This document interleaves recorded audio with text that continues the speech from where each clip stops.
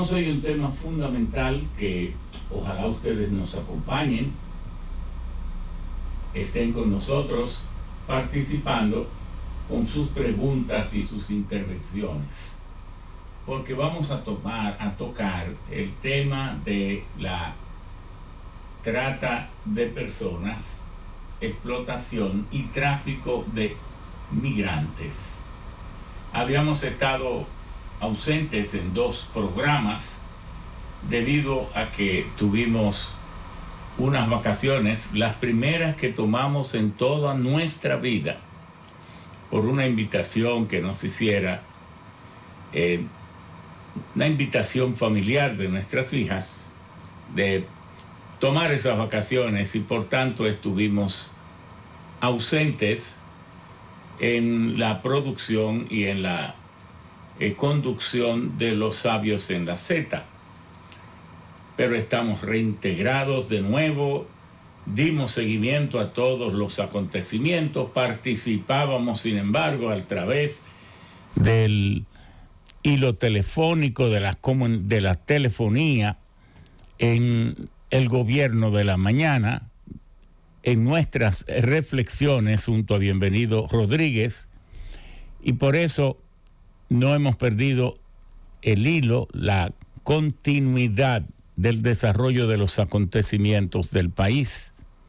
Más bien, nos nutrimos más porque estábamos en Europa escuchando, observando, evaluando el desarrollo de las líneas de interés de las naciones europeas, del pueblo europeo, afectado por una serie, básicamente por la guerra en Ucrania, donde Europa encuentra que el pueblo piensa una cosa y sus dirigentes están haciendo otra. El pueblo europeo no comparte la guerra con Ucrania.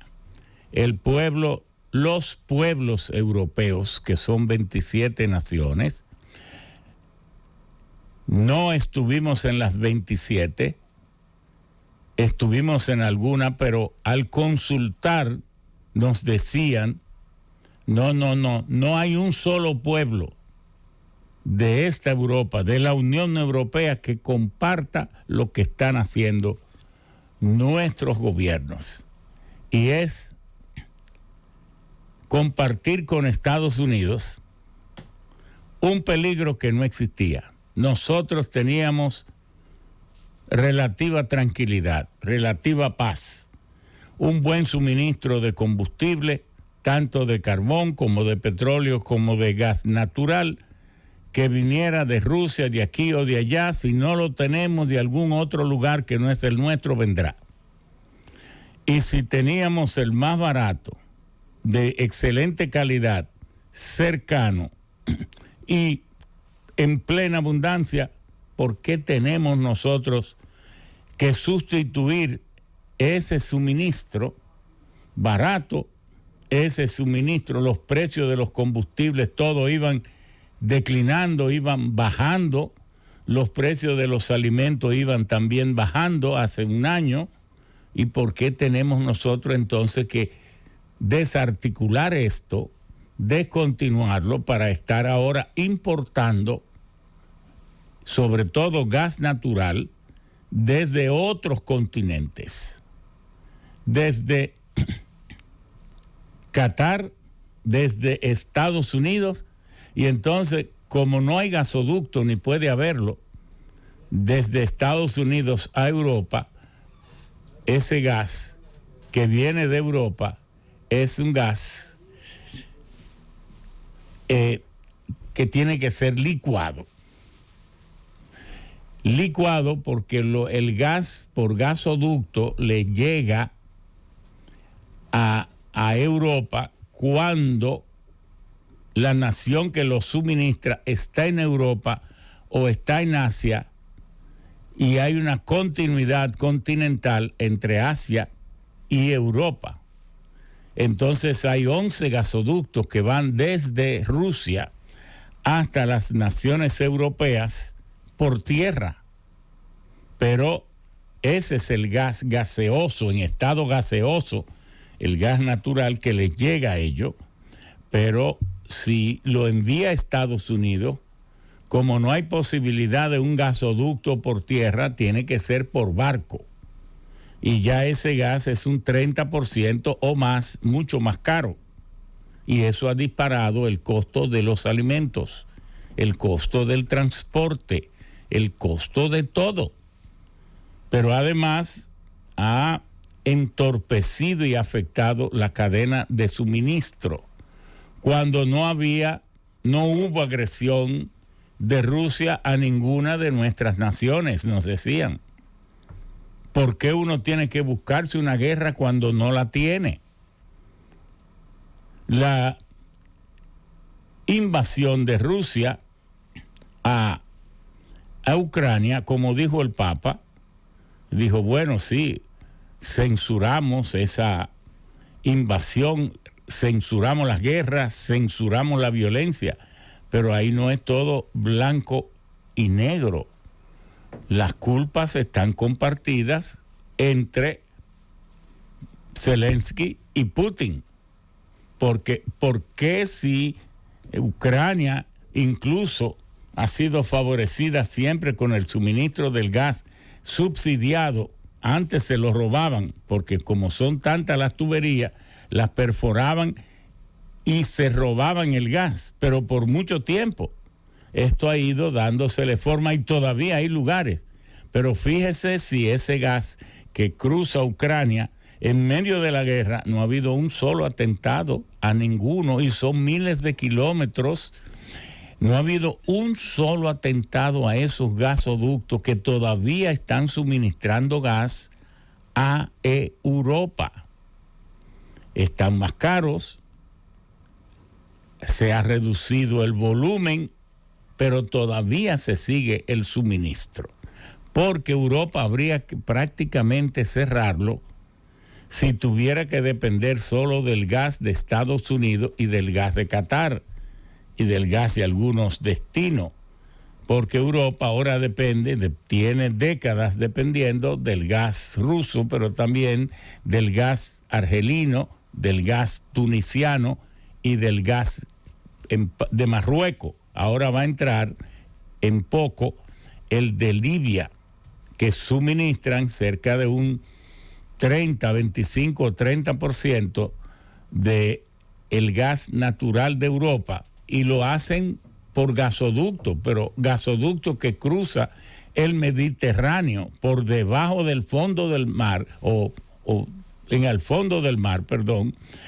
cruzan las tuberías y llevan el gas a Europa y lo llevan directamente. Hay una línea que va a Italia, 2 puntos de Italia, otra va a España, 2 o 3 puntos de España, y otra va a Portugal. Y entonces, pero el grueso del gas, un 55, 60%, y algunas naciones aún más, casi 100, pues le iba de Europa. ¿Qué piensa el ciudadano? ¿Qué piensa el habitante europeo?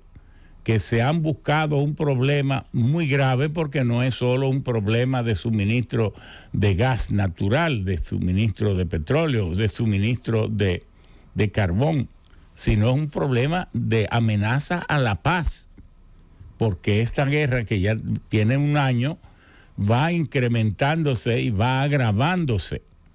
Rusia, porque ¿qué es lo que argumenta Rusia?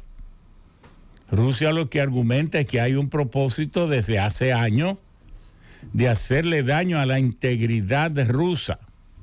Rusia es la envidia del mundo porque tiene 17 millones de kilómetros cuadrados. 17 millones de kilómetros cuadrados. Hace 50 años que siempre se supo que Rusia tenía una vastedad de recursos naturales. Pero esto de que Rusia sea o tenga una de las mayores, la primera o la segunda reserva de gas natural, de que tenga tal vez la tercera o tal vez la primera también, porque hay más de 8 millones de kilómetros cuadrados de Rusia que no han sido explorados nunca. De petróleo, de carbón por igual, de uranio, de paladio, de oro, de todo lo que usted mencione, y que además Rusia haya tenido la estratégica visión de convertirse en el principal productor individual de fertilizantes básicos para los alimentos de la humanidad. Ya esto obedece a un manejo inteligente de su realidad y de sus capacidades. Entonces Rusia sabe que desde los tiempos de la URSS, el objetivo de desintegrarla, porque Rusia además, uno habla de Rusia, pero en realidad lo que existe es la Federación Rusa, que tiene 23 naciones. Esa Rusia de hoy que dirige Putin no es una sola nación, son 23, con Rusia 23 naciones. Entonces, eso presiente el ciudadano europeo, que han sido arrastrados a un conflicto peligroso y sobre todo que Europa ha sido el escenario de todas las guerras mundiales, si quisieran ellos estar siendo amenazados por guerra alguna. Una de las naciones que después de Estados Unidos tiene el más alto nivel de vida y de bienestar. ¿Quiénes están disfrutando el hecho de vivir, el hecho de todas estas comodidades, estos desarrollos digitales, esta vida casi fantástica que tenemos? ¿Quiénes están disfrutando eso más que nadie junto a Estados Unidos y Canadá? Y Gran Bretaña, que de todas formas es parte de Europa. Pues Europa. Entonces, el que vive más cómodo, el que tiene los más grandes museos, la vida más muelle, los más elevados avances, monumentos, la cultura más refinada, los tesoros más grandes, porque son pueblos que tienen 5.000, 3.000 años viviendo en el mismo sitio, con guerras y sin guerra, viviendo en el mismo sitio. Entonces, es lógico que ellos no quieran ningún tipo de amenaza para continuar viviendo y admirando su torre de Eiffel, las grandes calles de Berlín, Zukunftsstraße, la calle principal de Berlín, que quieran vivir viendo esas planicies de Francia tan hermosa, esa España que tiene más de 50.000 castillos, porque como es tan vieja, tan antigua, como han vivido tantas culturas en ella, han ido cada pueblo, cada imperio desarrollando todas sus potencialidades, sus exhibiciones de poder, de bienestar, de lujo, y los tienen ellos todo allí. Muchos fueron afectados por las guerras, pero ellos los han reconstruido. Imagínese usted Italia, que tiene 3.000 años ejerciendo el poder de manera prácticamente hegemónica hasta los últimos 50 o 60 años, o digamos 200 años, cuando terminó de desplomarse el imperio. Y cada nación europea tiene un motivo para ser lo más exquisito del mundo en términos de acumulación de hechos y realidades culturales. Si quisieran que viniera una guerra devastadora a demoler los tesoros que ellos, y si continúa como va ese conflicto en Ucrania, buscando que Ucrania no entre a la Unión Europea. ¿Pero qué gana el mundo logrando que Ucrania entre a la Unión Europea? Que van a tener un área más donde van a rodear a Rusia. Pero ¿qué es lo que quieren con Rusia? Dividirla en varios países, estimular la división interna, que las naciones, esas 23 naciones, le tomen desconfianza a Putin y empiecen las rebeldías y todo eso pero ¿y qué tamaño tiene? ¿Quiénes son los que la quieren dividir? Otros que son tan grandes como ellos, porque ¿para dónde va? Por ejemplo, Estados Unidos, si tiene 10 millones de kilómetros cuadrados. Un imperio que va desde el Océano Atlántico hasta el Océano Pacífico.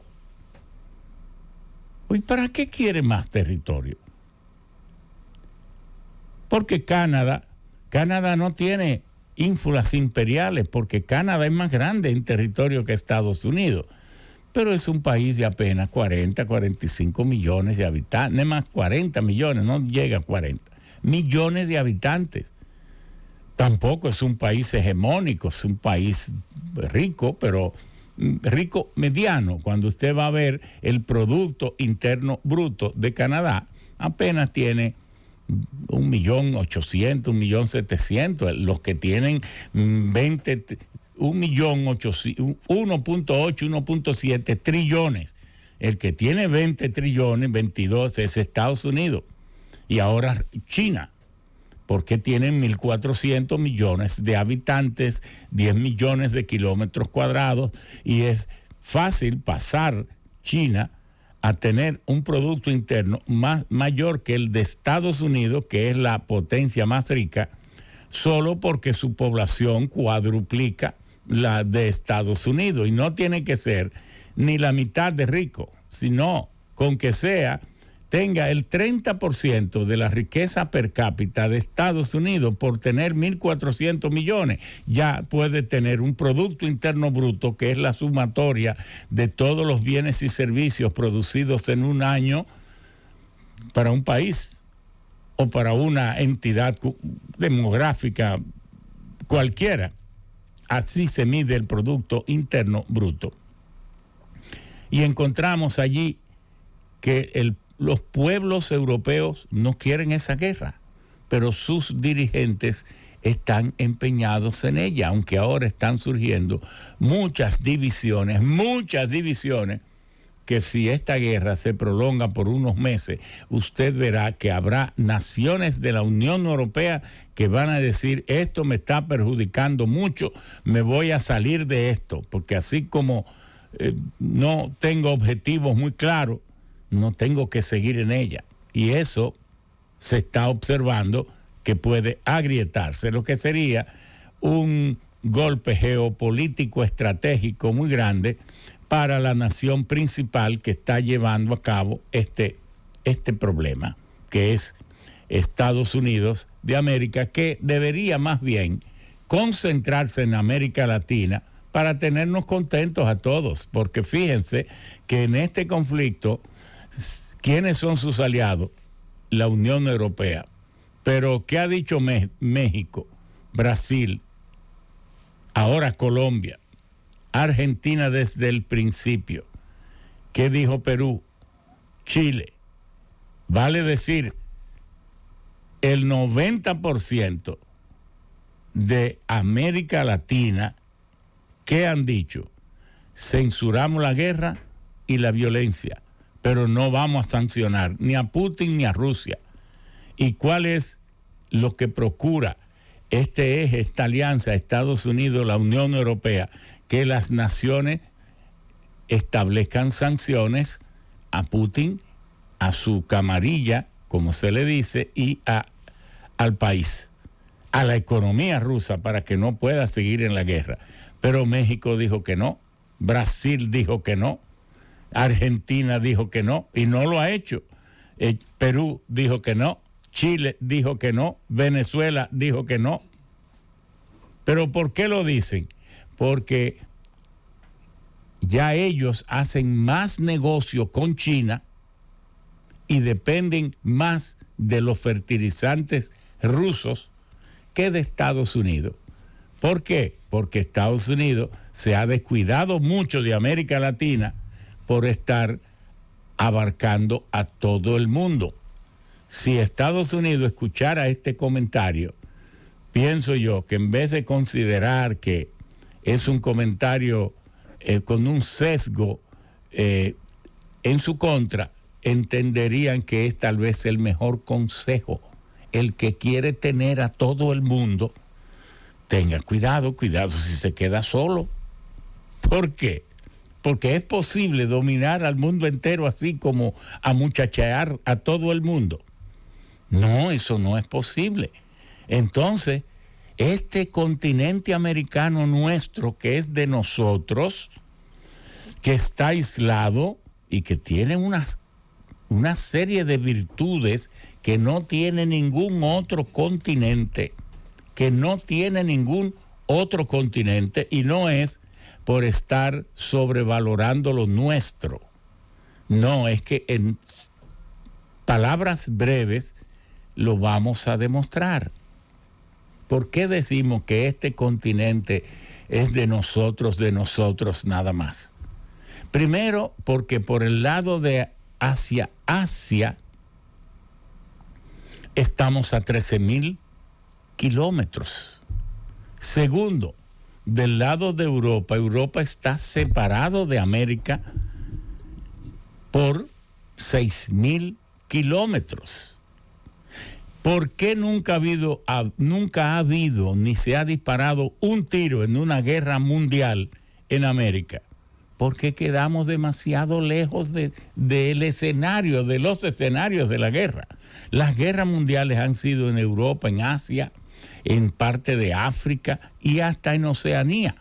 Australia ha estado envuelto demasiado fuerte en esto de las guerras mundiales, pero nosotros no. Hemos ido a pelear a guerras mundiales a otros continentes, pero aquí no se ha disparado un solo tiro. Por lo difícil que ha sido, a menos que no se utilicen los misiles balísticos o transcontinentales, es muy difícil venir a pelear aquí, porque es que cuesta demasiado salvar esas distancias.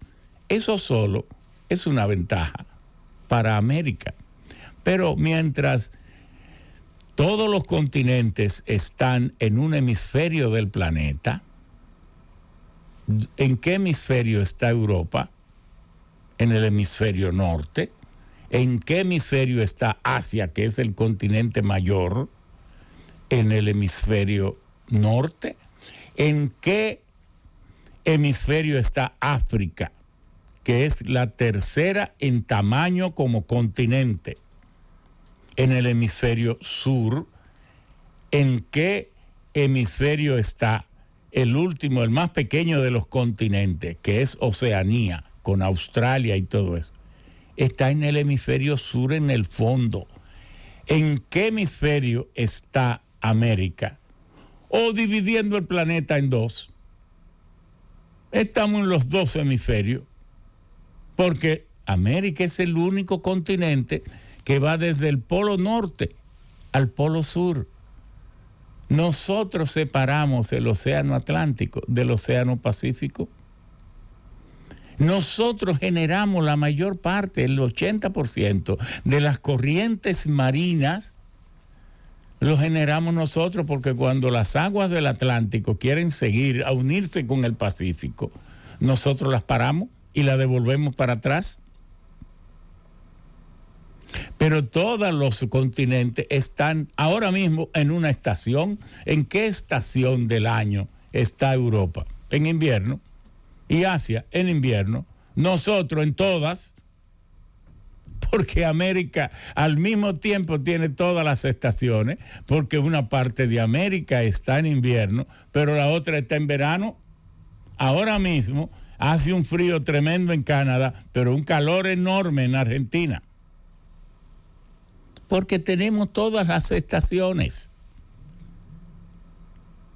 De los continentes, Europa prácticamente no tiene nada del trópico. El trópico es esa zona,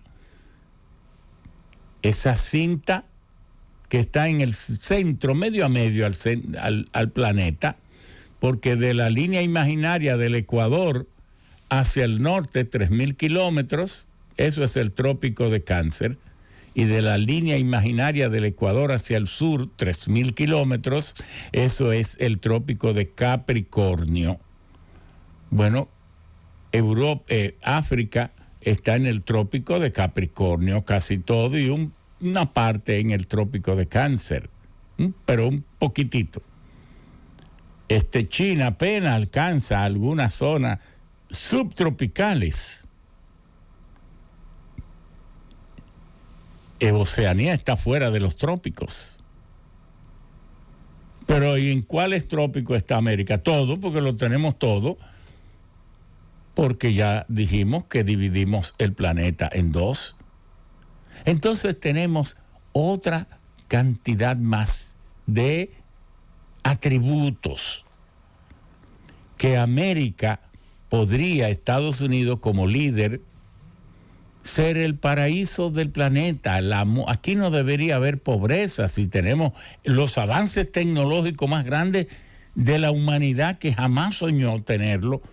Los tenemos aquí porque los tiene Estados Unidos. Y si tenemos la economía más poderosa que saliendo de la Segunda Guerra Mundial dominaba el 50% del PIB. Hoy, ¿por qué hay tanta hambre en Haití? ¿Por qué hay tantos problemas en Cuba? Esos problemas de Cuba nunca debieron haber existido, porque el luchador por la democracia que surgió en el 1959 debió haber sido a favor de Estados Unidos y es el país de las libertades, Fidel Castro, y no en contra de él. Porque ¿por qué habría que apoyar a Somoza y no apoyar mejor a Fidel? Porque esas son las cosas. ¿Y por qué usted tiene que apoyar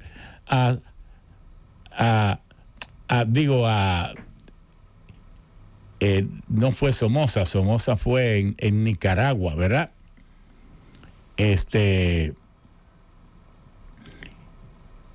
Los dictadores estaban en Paraguay con los Stroessner. ¿Y por qué apoyar a un dictador y no apoyar la democracia si usted es tan poderoso? Bueno, y todo eso se fue así. ¿Y qué ocurrió? Que ahora usted coge y entra a hacer un análisis del intercambio económico de cada nación de América y se encuentra con la gran sorpresa de que hace 25 años Brasil sus mayores intercambios comerciales los tenía con Estados Unidos. Eso cambió, ahora es con China, pero cambió tanto que con Estados Unidos es apenas el 20%, pero con China es 34%. Y es muy difícil ya revertir ese cambio de los intercambios comerciales. Pero si usted se va a Chile, Chile también, los intercambios comerciales, ¿quién es que compra la mayor parte del cobre? Porque Chile solo, señores, produce el 28% de todo el cobre que produce el mundo. Una sola mina, que por cierto es una mina subterránea que tiene más de 300 años en operación, pero de manera masiva, de una operación con tecnología moderna, muy estructurada, que es la mina El Teniente, desde el 2005, y produce 434,000 toneladas de cobre. Y ya ustedes saben que eso les representa, todo ese cobre y otras minas más, le retiene Chile lo que se llama Codelco, la Corporación del Cobre Chileno, les representa más de 40,000 millones de dólares de exportación. Pero la mayor parte de ese intercambio, ¿con quién? Con China, porque parece que las grandes corporaciones de comercialización de materias primas de Estados Unidos perdieron dinámica y se fueron adelante las chinas. Pero usted va al Perú y el Perú le pasa igual. Busque en la internet intercambio comercial Perú con el resto del mundo. Le va a reportar que con Estados Unidos hace unos 20, 25 años, pues tenía la mayor parte, tal vez el 40, el 38, pero ahora si llega a 21 es mucho. Era 0 antes con China, pero ahora es 33, casi 35. La mayor parte de la producción minera de Perú es intercambiada con las corporaciones chinas. Esa es la realidad. Entonces, para que las cosas cambien, decía Einstein, debe ser un loco el que piense que tendrá resultados distintos haciendo las cosas de la misma manera. Yo pienso que a veces uno tiene que ser capaz de replantearse las cuestiones estratégicas fundamentales. Y aquí, este domingo, vamos a hablar con distinguidos invitados. Vamos a tratar el tema de la trata de personas, explotación y tráfico de migrantes. Pero la base de todo lo que nosotros hagamos como nación es la Constitución de la República. Hay que partir de qué dice la Constitución Dominicana sobre el fundamento de este país. ¿Qué es República Dominicana? ¿Y qué es su Constitución? ¿Qué dice la Constitución? Dice la Constitución se fundamenta en el respeto a la dignidad humana y en la indisoluble unidad de la nación, patria común de todos los dominicanos y dominicanas. Pero ¿cuál es el principal fundamento? La dignidad humana, no la dignidad solo de los dominicanos. Ojo, es la dignidad humana que trasciende a lo nacional. Supremacía de la Constitución. Todas las personas y los órganos que ejercen potestades públicas están sujetas a la Constitución, norma suprema y fundamento del ordenamiento jurídico del Estado. Son nulos de pleno derecho toda ley, decreto, resolución, reglamento o acto contrarios a esta Constitución. Y luego termina proclamando el Estado social y democrático de derecho, que dice Estado social y democrático de derecho. La República Dominicana es un Estado social y democrático de derecho, organizado en forma de república unitaria, fundado en el respeto de la dignidad humana, los derechos fundamentales, el trabajo, la soberanía popular y la separación e independencia de los poderes públicos. ¿Cuál es la función esencial del Estado? Bueno, es función esencial del Estado la protección efectiva de los derechos de la persona humana, el respeto de su dignidad y la obtención de los medios que le permitan perfeccionarse de forma igualitaria, equitativa y progresiva dentro de un marco de libertad individual y de justicia social, compatibles con el orden jurídico, el bienestar general y los derechos de todos los dominicanos. Entonces, cuando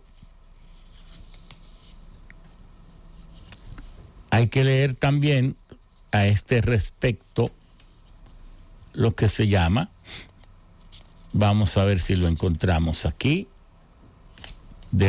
aquí dice quiénes son dominicanos de la nacionalidad, son dominicanos y dominicanas los hijos e hijas de madre o padre dominicano, quienes gocen de la nacionalidad dominicana antes de la entrada en vigencia de esta Constitución, las personas nacidas en territorio nacional, con excepción de los hijos e hijas de extranjeros, miembros de delegaciones diplomáticas y consulares, de extranjeros que se hallen en tránsito o residan ilegalmente en territorio dominicano. Se considera persona en tránsito a todo extranjero o extranjera definido como tal en las leyes dominicanas. Los nacidos en el extranjero de padre o madre dominicanos, no obstante haber adquirido por el lugar de nacimiento una nacionalidad distinta a la de sus padres, una vez alcanzada la edad de 18 años, podrán manifestar su voluntad ante la autoridad competente de asumir la doble nacionalidad o renunciar a una de ellas. También quienes contraigan matrimonio con un dominicano o dominicana siempre que opten por la nacionalidad de su cónyuge y cumplan con los requisitos establecidos por la ley. Los descendientes directos de dominicanos residentes en el exterior, las personas naturalizadas de conformidad con las condiciones y formalidades requeridas por la ley. Los poderes públicos aplicarán políticas especiales para conservar y fortalecer los vínculos de la nación dominicana con sus nacionales en el exterior, con la meta esencial de lograr mayor integración. Bueno, todo esto del régimen de extranjería, y ya por último, para pasar a la pausa, dice del régimen de extranjería, artículo 25. Extranjeros y extranjeras tienen en la República Dominicana los mismos derechos y deberes que los nacionales, con las excepciones y limitaciones que establecen esta Constitución y las leyes. En consecuencia, no pueden participar en actividades políticas en el territorio nacional, salvo para el ejercicio del derecho al sufragio de su país de origen. Segundo, tienen la obligación de registrarse en el libro de extranjería de acuerdo con la ley. Tercero, podrán recurrir a la protección diplomática después de haber agotado los recursos y procedimientos ante la jurisdicción nacional, salvo lo que dispongan los convenios internacionales. Entonces, soy de las relaciones internacionales y del derecho internacional, donde aquí la República Dominicana debe tomar en cuenta su base jurídica, los acuerdos que ha firmado, y por eso hemos invitado a distinguidos. Estamos hoy esperando la presencia del doctor Yotin Curi, de también la presencia, vamos a una hora determinada, vamos a llamar al doctor Trajano Vidal Potentini. También estamos esperando la presencia de la doctora Belia Soler. Tenemos aquí a la doctora Marilyn Patrocinio. Tenemos también invitado al doctor Lucas Vargas y otras personalidades que ahora mismo no tengo el listado con nosotros, para que participen, y ustedes, que son los que nos acompañan siempre y por tanto tienen el privilegio de ser primeros cuando abramos la sesión de llamadas, de preguntas y participaciones, para que sea entre todos que hagamos hoy, 19 de febrero del 2023, un programa que nos arroje luz, porque por un lado, el propio canciller de la República escribió un artículo, don Roberto Álvarez, explicando básicamente a un líder político de la oposición que fue en su gobierno en el 2006-2007, que se firmaron una serie de protocolos, de convenios, de acuerdos, entre ellos el de Palermo, en el cual pues se otorga a los que estén indocumentados, ilegales, una serie de privilegios para perseguir la trata de personas, la explotación indebida de personas y el tráfico de migrantes, el tráfico sexual, el tráfico, bueno, una serie de vejaciones que se cometen contra la dignidad de las personas cuando están en estado de vulnerabilidad, de indefensión. Y por eso el país entonces entendió necesario suscribir estos recursos de amparo, de protección a las personas que estuvieran en esas vulnerabilidades. Entonces el canciller alega que a partir de en el 2019 se constituyó una comisión interinstitucional que estaba trabajando en la redacción de unos proyectos de leyes para concretar lo que se convirtió en compromiso ratificado en el año 2000 antes, y que luego en el 2006-2007 se adicionaron estos nuevos convenios o acuerdos y que requerían de unas leyes para que entraran en vigencia y el país cumpliera esos compromisos, dado que ya, según el canciller, estos derechos y estos convenios están ratificados y estos acuerdos en 190 países de 193 países que integran el Concierto de las Naciones Unidas. Bueno, y que lo que se hizo con el envío de este proyecto que fue retirado al Congreso, alega el señor canciller, que fue dar ejecución a lo que ya constituye un compromiso para el país ineludible, porque sería, no lo dice él, sería casi la primera vez que el país entonces revoque una ratificación de principios y de acuerdos que ya están vigentes en tantas naciones, aislándose del concierto. Y sostiene el canciller que retiraron el proyecto, pero que está pendiente de que se elabore un proyecto de ley con más prudencia, con que lleguemos a acuerdo como nación, porque de que hay que aprobarlo, parece ser que eso fue lo que quiso decir, hay que aprobarlo, y por eso el plazo de los 45 días que se dio, y el país debe tener claro todo este asunto. Vamos a la pausa.